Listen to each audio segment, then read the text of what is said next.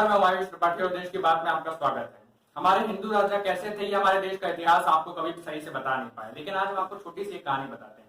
250 ईसा पूर्व में चक्रवर्ती सम्राट अशोक ने अपने पुत्र महेंद्र को श्रीलंका भेजा और उनके पुत्र श्रीलंका अपनी सेना को साथ लेकर नहीं गए थे, बल्कि उनके साथ सिर्फ 4 बौद्ध भिक्षु गए थे, जिनका मकसद श्रीलंका में ज्ञान का प्रचार प्रसार करना था। जबकि मुस्लिम आक्रमणकारी जहां भी जाते थे वहां अपनी सेना को साथ ले जाते थे और वो इस देश को लूटकर अपने अधीन कर लिया करते थे।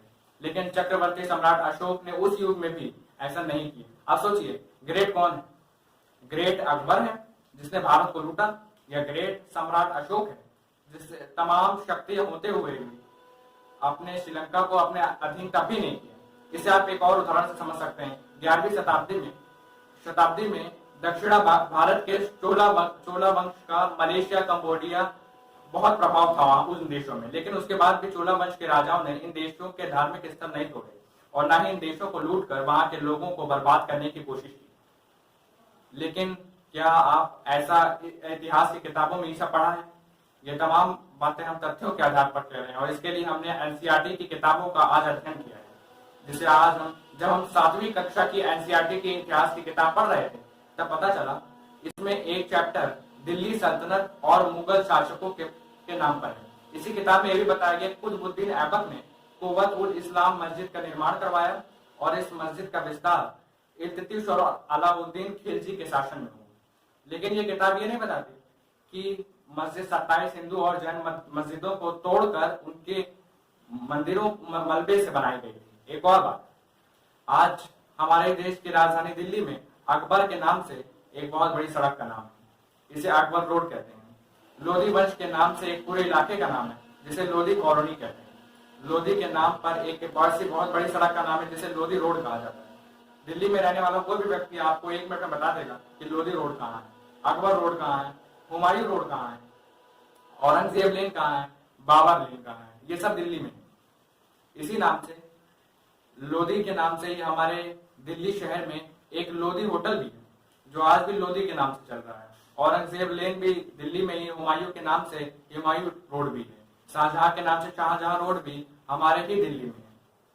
सोचिए ऐसा कैसे हुआ कि हमारे पिछले 75 वर्षों में हमारे देश के लोगों ने भारत का दमन करने वाले इन लुटेरे मुस्लिम आक्रमणकारियों के नाम के सड़कें बिना पूछे इस्तेमाल वो करते रहे, बिना सवाल पूछे।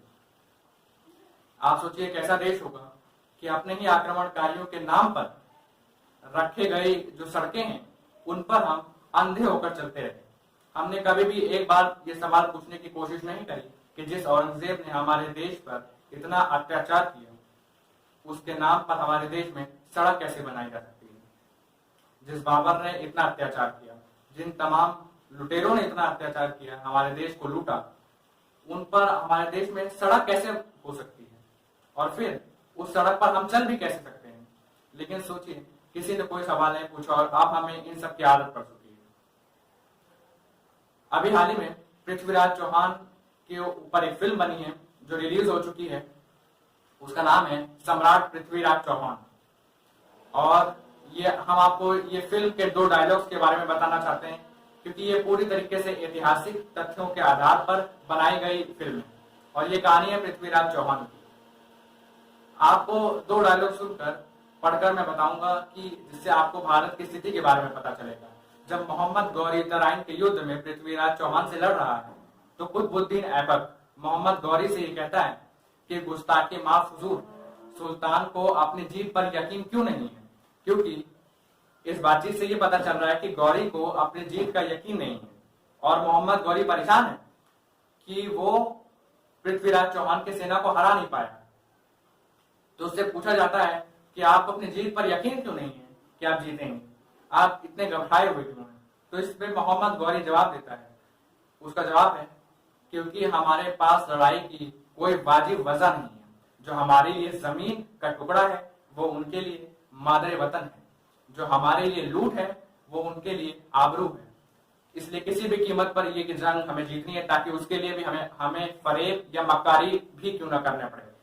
अब आप खुद सोच सकते हैं कि मोहम्मद गौरी खुद कह रहे हैं कि जो हमारे लिए लूट है क्योंकि हम तो लूटने के लिए लड़ रहे हैं और वो अपने आबरू बचाने के लिए लड़ रहे हैं।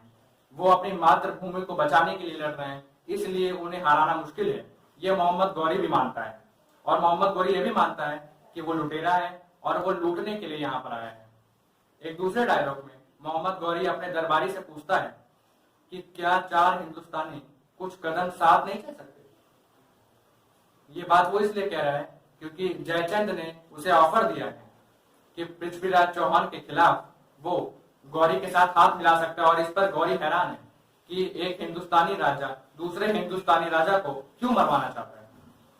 तो पूछ रहा है अपने दरबारी से तो क्या 4 हिंदुस्तानी कुछ कदम साथ नहीं चल सकते, और इस पे उसका दरबारी कहता है कि चलते तो हैं हुजूर, लेकिन तब चलते हैं जब 5वां हिंदुस्तानी उनके कंधे पर होता है।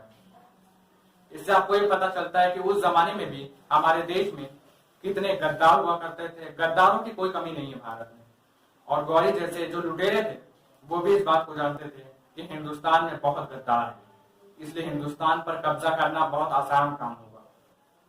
ये 2 डायलॉग आज हमने पृथ्वीराज चौहान से आपको इसलिए बताए ताकि आपको पता लगे। तो चलिए आज के लिए बस इतना ही, मिलते हैं आपसे जल्दी, तब तक के लिए खुश रहिए, सुरक्षित रहिए, नमस्कार।